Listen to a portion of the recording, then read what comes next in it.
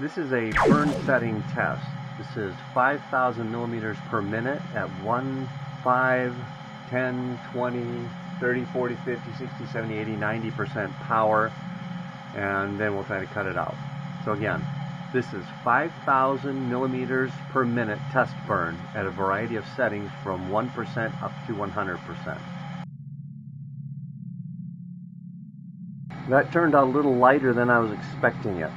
Let's try another burn. I'll slow it down to 1,000 millimeters per minute and the same power settings, and we'll see how that cuts.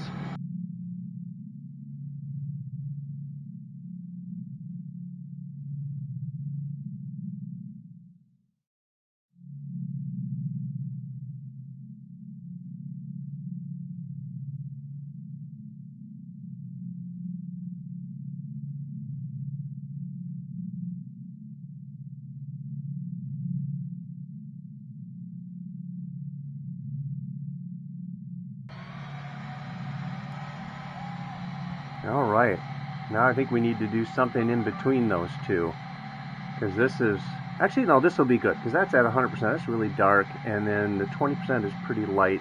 It's about matching up, a little bit darker than the 100% here, so that's a good test.